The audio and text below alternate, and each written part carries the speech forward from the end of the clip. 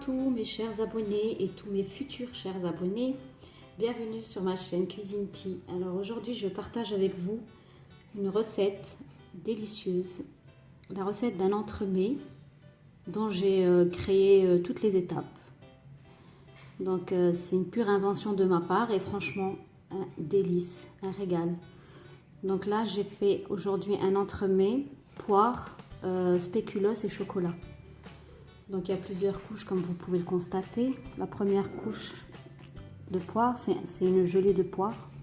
C'est un insert en gelée de poire. La deuxième couche, c'est une mousse au spéculoos. Donc, et la troisième, c'est un glaçage miroir au chocolat noir. Une pure merveille. Donc pour tous ceux qui sont intéressés, donc je vous propose de suivre la recette tout de suite. Et n'hésitez pas à vous abonner pour les nouveaux. Et si vous avez aimé la recette ou la vidéo, n'hésitez pas à me mettre un petit pouce bleu pour m'aider.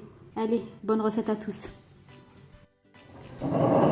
Pour notre génoise, il va nous falloir 125 g de farine, 125 g de sucre en poudre, 4 œufs.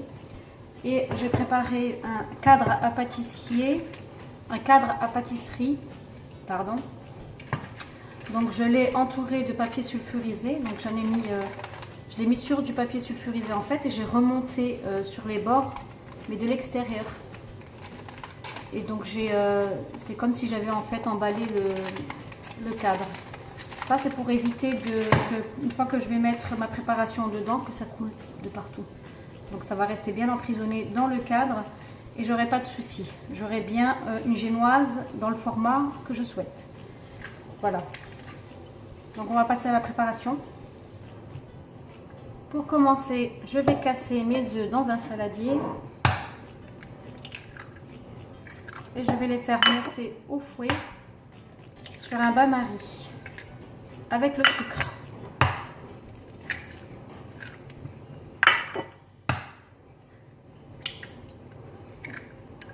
Donc on mélange au sucre.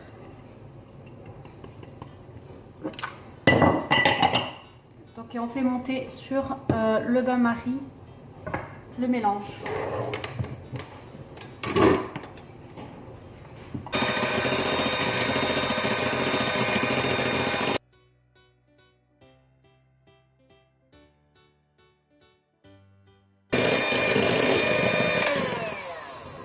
Donc on va retirer du bain-marie et continuer à fouetter pour refroidir la préparation. Et dès que c'est froid, on peut arrêter. Voilà, une fois que la préparation a refroidi, je vais tamiser la farine et la rajouter délicatement. Mais avant, je vais changer de récipient parce que celui-ci est un peu petit. Donc, vous voyez, la préparation a triplé de volume, elle est très mousseuse.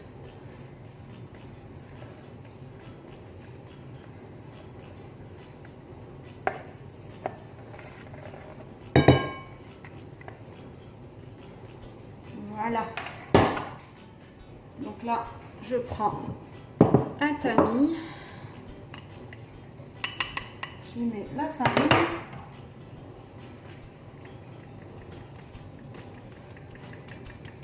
Donc en une seule fois, on n'a pas besoin de perdre de temps. En une seule fois et on essaye de mélanger délicatement sans refaire tomber l'air qu'il y a dans la préparation.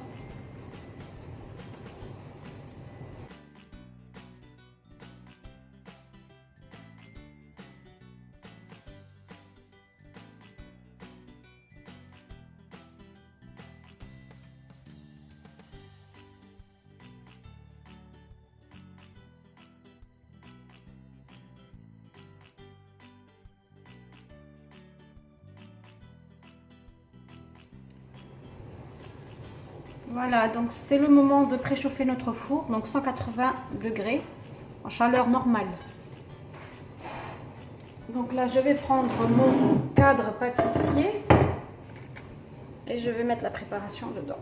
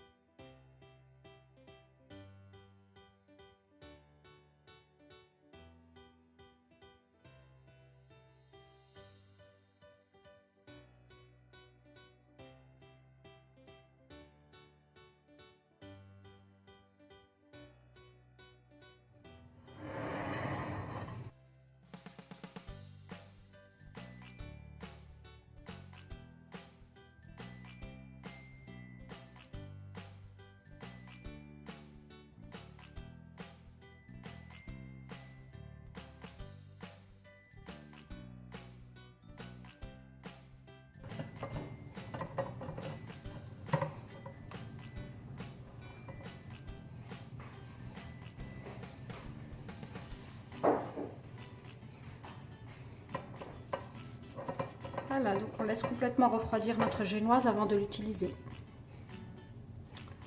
Donc elle a une belle épaisseur, elle est moelleuse.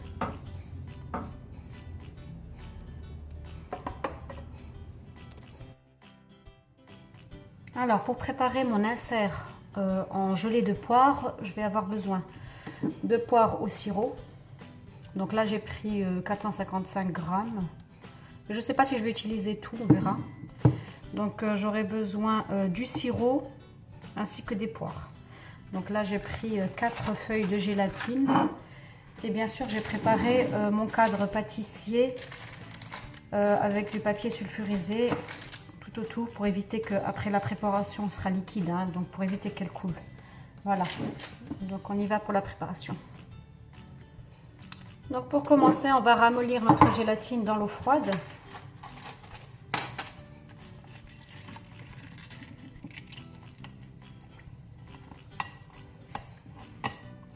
Donc on va la mettre de côté jusqu'à ce qu'elle ramollisse toute seule. Et pendant ce temps-là, je vais préparer mes poires. Nos poires ont été coupées en petits morceaux, en petits dés.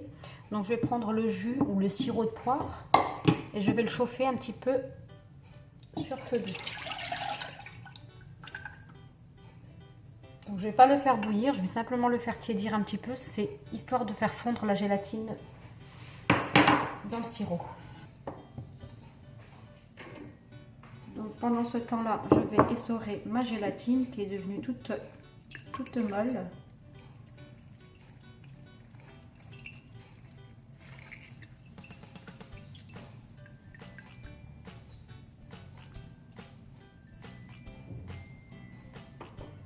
Et je la réserve.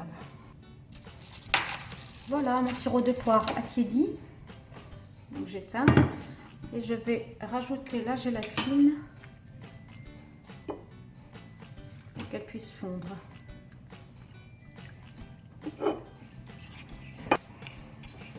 Donc la gélatine c'est bien dissoute. Maintenant il ne nous reste plus qu'à mettre tout dans le moule.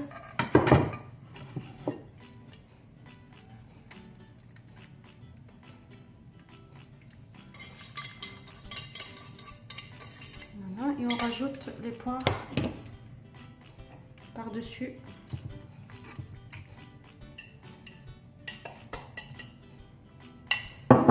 Donc on les étale uniformément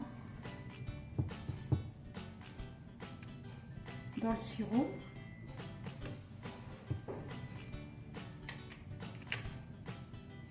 Il ne nous restera plus qu'à mettre au congélateur le temps que la préparation se fige. Donc j'ai pris soin de mettre un plat en dessous pour faciliter le transport. Vu que c'est un cadre pâtissier qui n'a pas de fond, ce sera plus pratique. Voilà, donc là, je vais aller mettre tout ça au congélateur pendant le temps que ça fige, pendant une demi-heure, 3/4 d'heure. Pour réaliser la mousse au spéculoos, il me faudra 25 biscuits de spéculoos, 3 feuilles de gélatine, de la crème liquide 400 ml, 40 centilitres et un bol d'eau froide. Donc pour commencer, je vais prendre ma gélatine et je vais la ramollir dans l'eau froide. Donc je la mets de côté. Ensuite, je vais prendre une casserole, je vais mettre une petite partie de la crème liquide dedans. Mais vraiment un tout petit peu pour faire fondre la gélatine tout à l'heure. Voilà. Donc le reste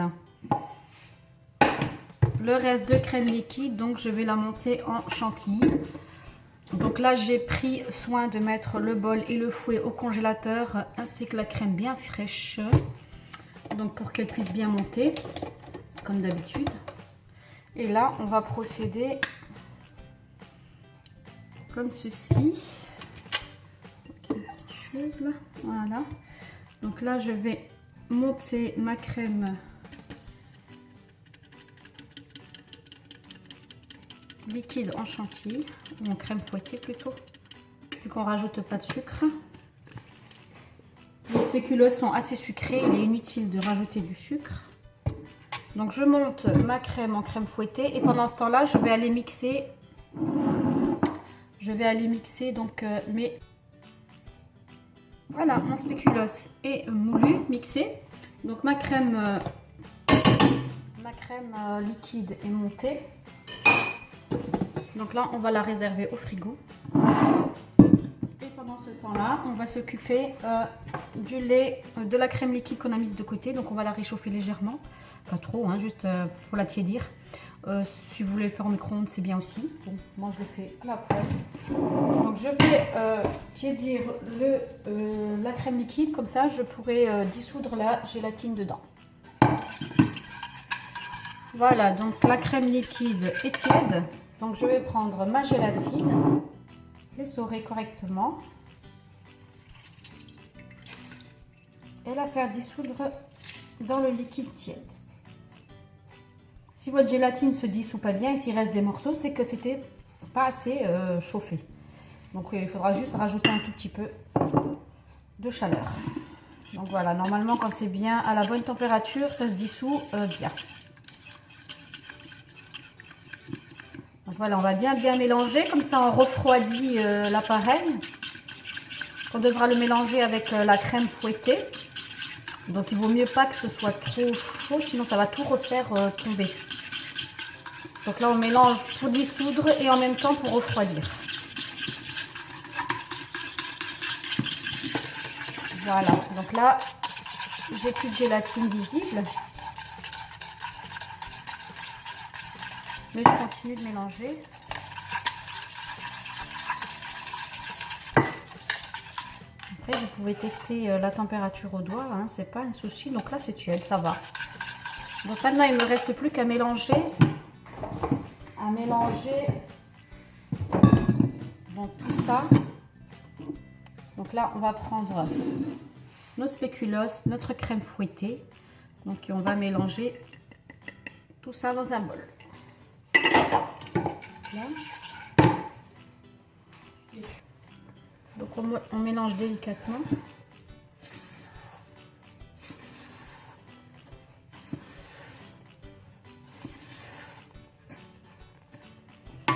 Donc là je vais rajouter la gélatine avec la crème liquide.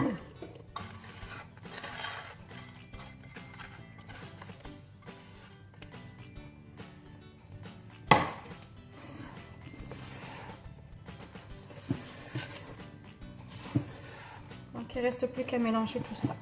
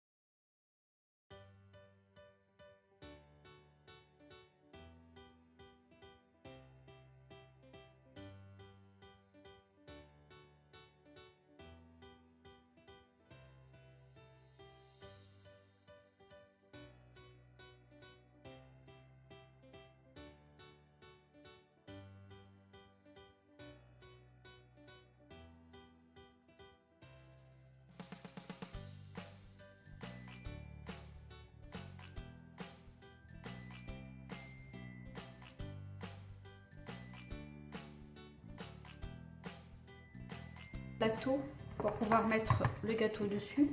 Donc je vais le mettre à l'envers et essayer de retourner mon gâteau dans l'autre sens dessus.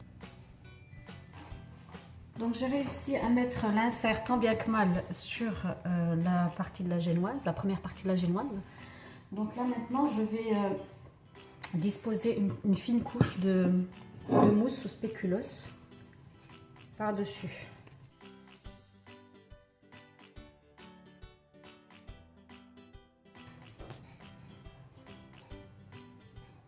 Donc voilà, notre crème, notre mousse de spéculoos est sur le gâteau. Donc il faut se dépêcher de la travailler parce que comme vous voyez, là elle commence déjà à durcir. Ça va être difficile de l'étaler. Il faut vite la placer sur le gâteau. Et voilà, donc maintenant il ne nous reste plus qu'à la mettre au frais pendant, mettons, une demi-heure, le temps que ça fige bien. Donc notre mousse au spéculoos a bien pris au froid. Donc là on peut continuer la suite du gâteau. Donc on arrive vers la fin tout doucement. Donc là je vais prendre ma génoise, la deuxième partie de ma génoise. Et je voudrais aussi revenir sur la couleur de la génoise. C'est vrai qu'elle est un peu jaune, mais je voulais bien indiquer que je n'ai mis ni colorant ni rien du tout. En fait c'est la couleur des jaunes d'œufs que j'ai utilisé. Parce que j'utilise les œufs de mon poulailler. Donc ils sont extra frais. Donc la couleur du jaune est toujours beaucoup plus prononcée. Mais bon, il n'y a ni colorant ni rien, c'est vraiment naturel. Voilà, donc je vais prendre ma gélatine et la poser, ma génoise, pardon, et la poser sur le gâteau. Donc voilà, on va égaliser un peu. Donc je récupère mon sirop que j'avais préparé tout à l'heure et je vais l'imbiber généreusement.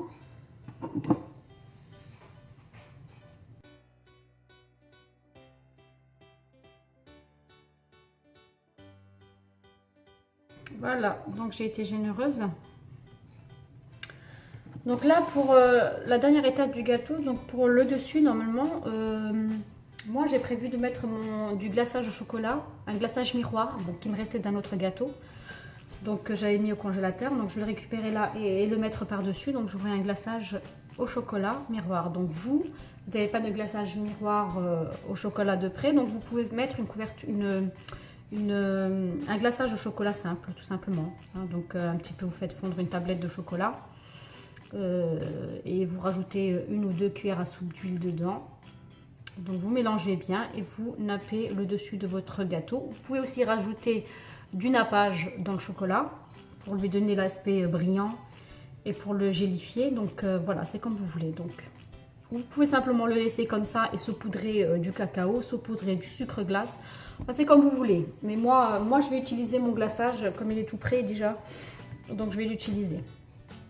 Voilà. Alors nous voilà arrivés à la dernière étape. Donc je vais couler mon glaçage au chocolat sur le gâteau.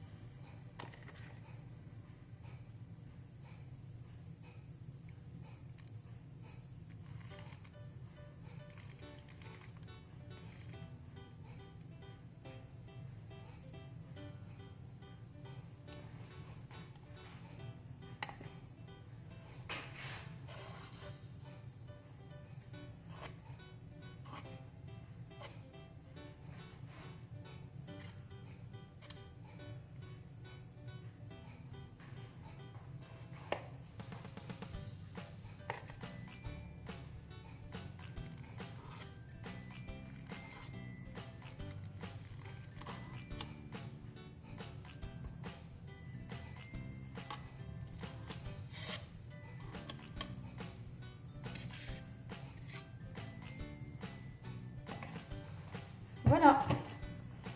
Donc, je vais placer ce gâteau dans le freezer pendant à peu près une demi-heure de nouveau, le temps que ça fige. Et après, il ne nous restera plus qu'à découper le gâteau en tranches. À tout à l'heure.